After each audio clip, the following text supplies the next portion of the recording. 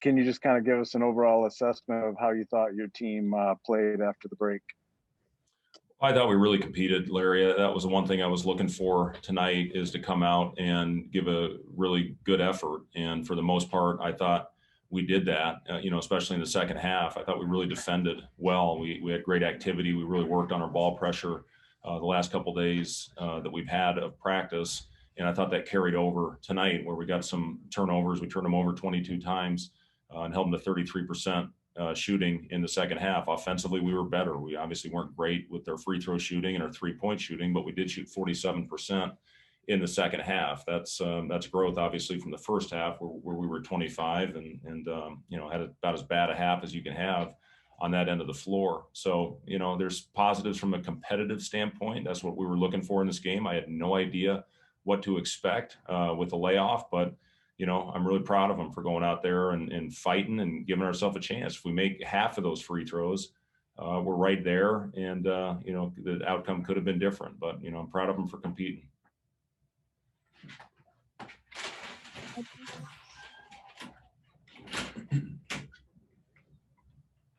Hey, Fred, do you maybe feel better than you thought you would after this game, or like you said, you didn't really maybe know what to expect, but I know, and you want to win and all those things, but do you maybe feel better just seeing the effort and seeing the want to from the guys?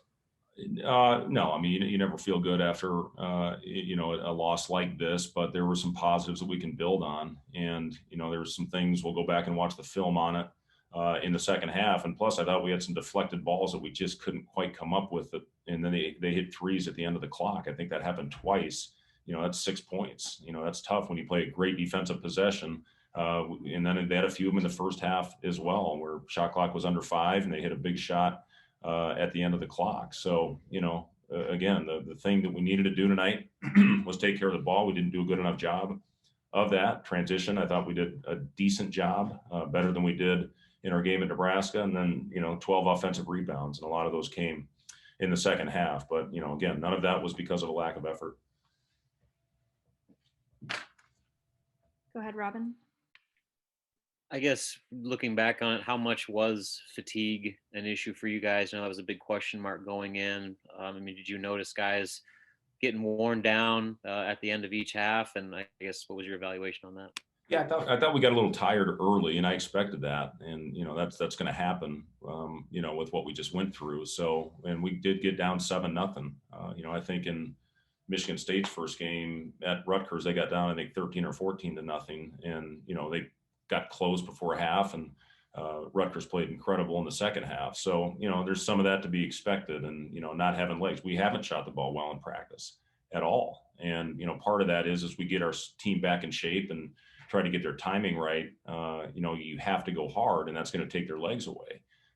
I am concerned about Monday because, we played hard tonight. We didn't have anybody with too many minutes extended. I think Trey led us with 31 minutes, so we didn't get overextended with that.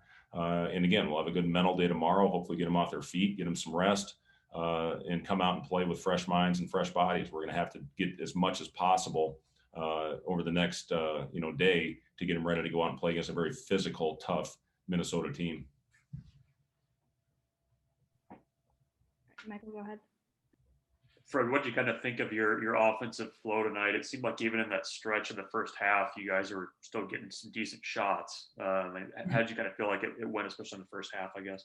Yeah, we had some decent ones, but I didn't think our flow was great, to be honest with you. And second half was much better. I did think we flowed in, and we had really good attack. And when you shoot 24 free throws and get into the paint, not very often are you going to outscore Michigan State by 20 in the paint. And I did think our attack, for the most part, was very good. So, you just look at the numbers here. We scored 36-16 in the paint. We outscored them 17-9 off of turnovers, and, we're pretty much even on the break. So, we just got to find a way to clean some things up, to eliminate the stretches, the droughts that are hurting our team. But, it gets a little deflating when you miss as many free throws as we did, and when we miss as many consecutive shots. And then I thought we chased the rebound. We had a gamble. Teddy gambled on Aaron Henry towards the end of the half, and they made us pay for it. You got to stay solid. You got to keep doing the things. I was, thought we were very fortunate to be down 12 in the first half after shooting 25%. I think we were 7 for 14 from the line. We made 1 3 and we were still in it. And, I told them at halftime, we came back from a larger deficit in our home building 2 games ago, which was about 3 years ago, it seems like. But, we found a way to come out second half, muster up energy and climb right back in the game. And that's what it's all about.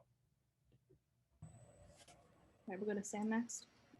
Hey, Coach, how did the setup with Doc and Bobby work? And then my other question was about Shamil Stevenson's performance tonight. I know the other game was a month ago, but this seems to be the second good game he's played in a row.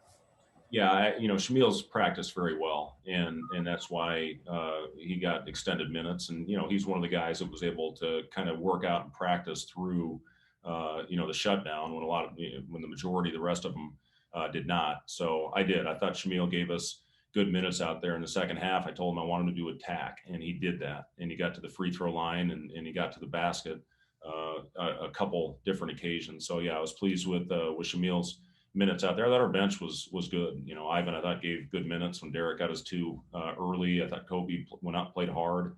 I'm sure he'd like a couple of those shots back. And then Thor's always going to go out there and be in the right spot. So, a guy that didn't get minutes tonight was Trevor and Eduardo, and those guys are going to have to be ready with as many games as we're going to play in a short amount of time.